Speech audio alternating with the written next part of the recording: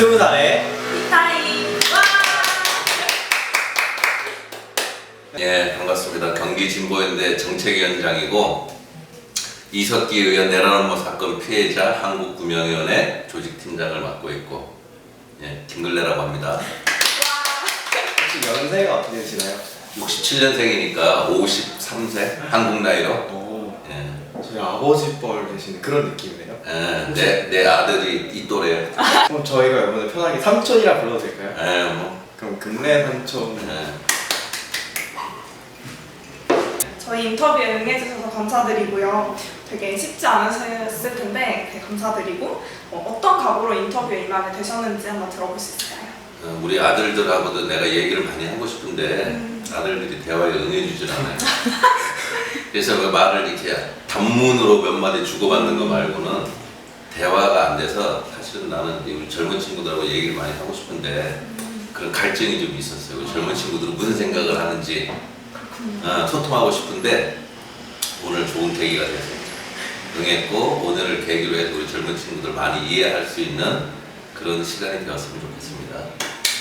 네, 저희랑 같이 편안하고 좋은 시간 예. 보내면 좋을 것 같아요. 그 내란음모 사건이 일어났을 때 혹시 어떤 피해를 당하셨나요? 내란음모 사건이 일어났을 때 피해는 일단 구속돼서 3년간 감옥에 있었던 게 제일 큰 피해죠. 피해는. 근데 그거는 이제 나 같은 내 개인이 겪은 피해고, 네. 일단 내가 구속됨으로 인해서 가족들도 당연히 피해를 입고 힘든 시간을 보내기도 했고, 더 중요한 거는 내란음모 사건을 계기로 해서 통합진보당이 해산이 됐으니까 한 10만 명의 당원들이 하루아침에 그냥 종북 빨갱이로 몰려서 자기가 그 당을 통해서 추구하려고 했던 새로운 세상, 이런 꿈이 이제 접히는, 그리고 지금까지도 그 멍해의 속에서 이제 고통을 겪고 있는 게 사실은 제일 크죠. 피해가 이어지죠. 지금도 당연히 이어지고 있죠. 왜냐하면 그때 같이 구속됐던 사람이 총 10명인데 이석기 의원님은 아직도 여전히 감옥에 있고 6년째. 나머지 사람들도 출소를 했지만 다 3년, 4년, 5년 다 만기 출소를 했고, 그리고 지금도 국가보안법에 의해서 다 자격정지 기간이에요. 또 그 출소를 해도 또 자격정지 기간이어서 선거권, 비선거권을 비롯해서 공무원이 될 수 있는 자격 내지는 그에 준하는 이런 자격들이 다 제한되어 있는 거죠. 그래서 출소해서 투표도 못해요. 그렇구나. 네, 그 자격정지 기간에. 굉장히 많은 제한을 받고 있네요. 와, 처음 네. 알게 됐어요. 혹시 그 감옥에 갇히셨을 때, 투옥 되셨을 때 물구나무를 그렇게 잡으셨나요? 정보를 통해 들었습니다. 어느 정도로 잘하시는지. 아니 근데 우리는 나뿐만이 아니고 우리 그 감옥 생활한 사람들이 요가를 많이 해서 그 안에서 물구나무를 많은 분들이 서요. 네, 저희 다음 질문인데요. 저희가 강연록을 들어봤는데 그 강연록 중에서 이제 이석기 의원님이 김근래 지금 오나라고 말씀하시는 그 장면이 있는데, 그거가 이제 국정원들의 녹취록에서는 굉장히 이제 김근래 지휘관 이런 식으로 지휘원 이런 식으로 굉장히 왜곡이 됐었잖아요. 혹시 그거에 어떻게 진실이 무엇인지 어떻게 된 건지 혹시 알 수 있을까요? 지금 오나가 맞는데, 네. 왜냐하면 내가 그때 그 강연 중에 약간 늦게 들어가서 강연장을 그래서 이제 지금 오나 이렇게 얘기를 한 건데, 네. 이석기 의원님의 발음이 약간 좀 부정한 게 있어요. 그래서 발음이 약간 좀 안 좋은 그 단어들이 있거든. 그러다 보니까 그게 이제 지원 이렇게 또 들리는 것 같기도 해요. 또 법정에서 엄청 들었는데 우리는 지금 오나 이렇게 들으면 지금 오나는 들리는데 걔네가 자꾸 지원이라고 우기니까 또 그렇게 들으니까 지원 같기도 하더라고. 근데 뭐 듣기에 따라서는 이렇게도 듣고 저렇게도 들을 수 있는데 지원이라는 단어가 일반적으로 쓰지 않는 단어잖아요. 그렇죠. 걔네들이 그걸 지원이라고 우긴 거는 이게 무슨 지하 혁명 조직이다, 비밀 조직이다. 그래서 거기서 이제 내가 지원이니까 간부라는 거거든. 간부 직책을 얘기하는 거다. 그래서 이제 지원이라고 하는 단어를 썼다 이렇게 얘기를 하는데 전혀 사실도 아닐 뿐더러 그래서 걔네들이 지원이라는 단어를 검색을 해봤어. 국정원 애들이 재판장에 들고 왔더라고. 1948년 김일성 주석이 어떤 논문에 지원이라는 단어를 한 번 쓴 적이 있대. 그게 유일한 정황 증거야. 그래서 48년도인가에 김일성 주석이 어디 논문에서 지원이라는 단어를 쓴 적이 있는데 그 의미로 2013년도에 이석기 의원이 나한테 지원이라는 단어를 쓴 거다. 그래서 이 집단이 북한하고 연계된 집단이다. 이런 논리였었어요. 그 이후로는 북한에서 한 번도 쓴 적이 없대. 그 지원이라는 단어를. 그 코미디지 완전히. 완전 끼워 맞추기를 한 거네요. 그렇지 뭐 완전히 끼 맞추기라는 거지. 저희 이와 같이 좀 이제 허접한 좀 조작이 많잖아요. 가장 황당한 조작 베스트 3를 꼽자면 황당 조작 네. 사건과 관련해서 이 녹취록이나 강연록에 이제 그 문구들 이제 말들을 조작을 했을 때 제일 어이없었던.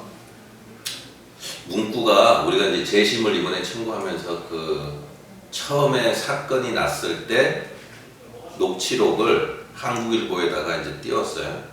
1시간 한 반 정도 되는 강연록을.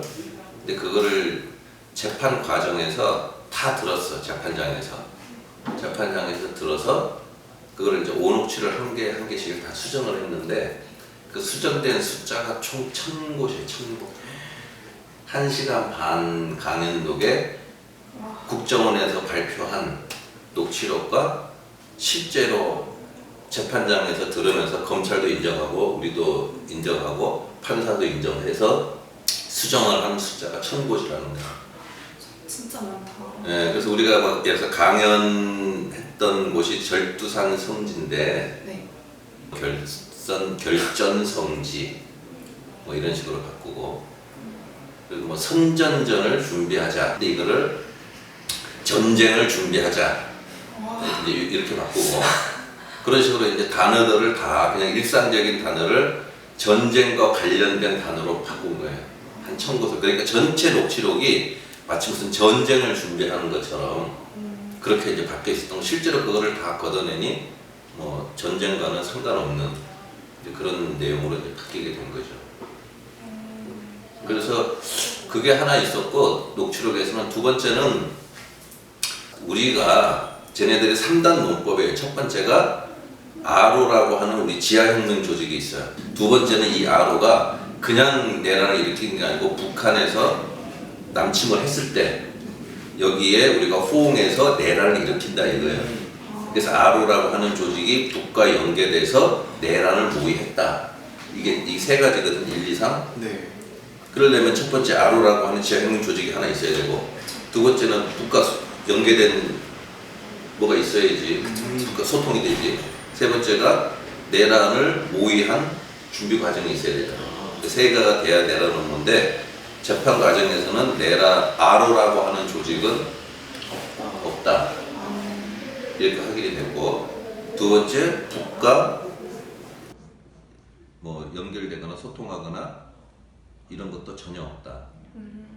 그리고 세 번째 내란을 하려면 총도 준비해야 되고 뭐 시설을 어디를 어떻게 할 건지도 가서 봐야 되고 답사도 해야 되고 그런 증거가 있어야 되는데 하나도 없으니까 그런 것도 그러니까 결국은 내란 업무도 없다. 그 세 개가 다 무죄예요. 이제 직접 들어보니까 더 어이가 없고 굉장히 말도 안 된다라는 게 느껴지는데요. 이렇게 내란 음모죄에 대해서 무죄가 나왔는데 이런 사실들이 대중들에게 얼마나 알려져 있다고 생각을 하시는지 한번 듣고 싶고요. 또 이 내란 음모 사건에 대해서 올바르게 알려져 있지 않은가에 대해서도 한번 의견을 들어보고 싶어요. 처음부터 내란 음모 사건이 아니면 국가보안법으로 만약에 우리 구속영장을 청구하고 조사를 하고 했었으면 이석기 의원 같은 현역 국회의원을 잡아갈 수가 없어요. 현역 국회의원을 잡아가고 정당을 해산시키려면 뭔가 죄가 어마어마해야 되잖아요. 네. 그러니까 국가보안법 사건 같은 경우 그런 사건을 갖고 정당을 해산시킬 수는 없거든. 진보 정당은. 그러니까 국회의원을 잡아가서 국회의원이 포함된 어마어마한 사건을 만들어야 그걸 충격을 받고 국민들을 여론을 호도해서 정당 해산까지 갈 수 있는 거기 때문에 사실은 내란 음모가 안 되는 사건을 내란 음모로 그냥 뻥튀기를 했고요. 처음부터 얘네들 작정을 하고 그랬던 이유는 박근혜가 정치적으로 되게 궁지에 몰려서 본인이 국정원을 동원해서 댓글 공작을 통해서 대통령이 당선이 됐잖아요. 부정선거로 당선이 됐고 그게 이제 국정원이 현장에서 잡혀서 그 조사가 진행되고 국민들이 이제 광화문 광장에 모여서 부정선거, 국정원 막 규탄하고 분노가 일어나니까 지난번에 그 박근혜 국정농단 때처럼 분노가 일어나니까 그 국면을 완전히 전환시키려고 어마어마한 사건을 터뜨려서 언론에다가 던지고 사건을 다 덮었죠. 네. 그러니까 얘네들의 사고 방식에는 늘 빨갱이, 종북 이런 이데올로기를 갖고 잡아넣고 고문하고 죽이고 그리고 마치 그거를 자기네들이 정의인 것처럼 그렇게 포장하기 위해서 막 악마처럼 부정하고 자기네들은 정의의 사도인 것처럼 민주주의를 지키는 세력인 것처럼 본 거죠. 근데 그럼 지금 이제 내란 음모라는 게 진짜 강연록을 읽어봤거든요. 근데 진짜 말도 안 되는 개소리를 다 포장을 하잖아요. 그게 사실은 저는 피란자이라 생각하거든요. 그 싹자르기라고 나쁜 말 많이. 나중에 또 이게 일어날 수 있잖아. 또 민중당이 크는데 그걸 막기 위해서 어떤 자세 같은 걸 해야 돼? 어떤 준비? 그때는 그 쿠데타를 일으키려고 했잖아. 네. 탄핵이 기각되면 쿠데타가 일어날 수 있었을까? 저는 안 됐을 것 같다는 생각이. 왜? 이제 사람들이 그때보다는 좀 더 의식이 좀 높아지지 않았을까 하는 형식을 달리 하겠지 이제. 다른 방식으로. 그렇지 시대적 흐름에 맞춰서 막 요즘으로 치면 극혐 어? 집단 이지매를 시켜서 사람들 사이에서 완전히 그냥 고립되게 이런 것도 하나의 대단히 폭력적인 새로운 방식이잖아. 목소리를 내는 서민들을 대변하는 소수자들을 대변하는 이런 정당이 없어졌으면 좋잖아요. 그래야지 자기네들이 가진 사람, 권력 있는 자들 이런 사람들 중심으로 세상을 끌고 가고 싶고 그래서 탄압을 한 건데 그 탄압에 굴에서 그냥 주저앉으면 저놈들이 원하는 대로 되는 거기도 하고 또 내가 꿈꿔왔던 대변하고 싶은 새로운 세상, 노동자 서민들이 권리가 보장되는 그런 어떤 세상 이걸 만들려고 하는 꿈을 또 접는 거기 때문에 어떻게 보면 개인이 활동을 하냐를 떠나서 수많은 사람들의 꿈과 같이 연동된 문제라고 생각을 하기 때문에 활동을 계속해요. 너무 멋있어요. 앞으로 이제 활동 이제 그래도 계속 하시고 계신 거잖아요. 네. 앞으로 이루고 싶은 목표가 있다. 어떤 거세요? 목표? 네. 제가 최근에 젊은 사람들을 이해하려고 책을 좀 보고 있어요. 이런저런 책을. 근데 왜 그러냐 하면 새로운 세상은 젊은 사람들이 주인이 되는 거잖아요. 그래서 이 사람들이 사회를 끌고 갈 거예요. 그래서 젊은 사람들의 의식, 젊은 사람들의 고민 이런 거를 이해하려고 노력을 하고 있어요. 그래야 나도 새로운 세상에 뭔가 내 역할을 조금이라도 할 수 있을 것 같아서 그래서 그런 역할을 하고 있고 그런 고민을 하고 있어요. 그래서 제가 유튜브 일사천리 TV 관여를 하고 있어요. 근데 젊은 사람들이 왜 새로운 세상의 미래냐 하면 젊은 사람들이 나이가 들어 젊기 때문에 미래다 하면 물리적인 것도 있지만 의식이 달라요. 의식이 어떻게 다르냐면 내가 한 가지만 얘기를 하면 내가 대학교를 다니고 내가 젊은 시절에는 성공 신화가 사회적 트렌드였어요. 그래서 개천에서 용이 나는 그래서 누구나 공부를 하고 누구나 대학을 가고 누구나 창업을 하고 벤처회사를 만들면 일확천금을 벌 수 있고 명예를 얻을 수 있다라고 하는 시대였었어요. 근데 지금은 성공 신화가 안 되는 사회잖아요. 개천에서 용이 안 내는 사회잖아요. 네. 흑수저, 금수저, 대물림 내는 사회잖아요. 그러니까 사람들이 소확행 같은 거를 해요. 정서가. 그래서 자기 나름대로의 기쁨, 가치, 인생관들이 달라진 거예요. 이미 사람들 사회에서는 이 부나 명예나 권력이 대물림되는 이런 불합리한 사회에 우리 청년들은 살고 있어요. 그래서 그 문제를 해결하기 위해서 싸워. 근데 황교안 같은 사람은 여러분들도 열심히 하면 성공할 수 있습니다 라고 얘기를 하니까 다른 얘기를 하는 거잖아요. 네. 그래서 이 사람들이 사회의 주인이 될 수가 없어요. 그래서 이 젊은 사람들이 사회의 주인이 된다는 거는 여러분들이 갖고 있는 사고가 향후 미래의 어떤 기본이 될 거고 거기서 대안을 만드는 세력이 중심 세력이 될 거예요. 그래서 내가 젊은이들을 이해하기 위해서 책도 보고 공부도 하고 관심을 가지려고 하는 거예요. 그러니까 여러분들이 이 사회의 미래예요. 여러분들 어깨에 대한민국의 미래, 우리 서민들, 노동자들의, 국민들의 삶이 달려 있어요. 제 어깨에도. 예, 열심히 하시기 감사합니다. 저희도 우리나라의 미래니까 더 열심히 하는 걸로 예. 노력을 해보겠습니다.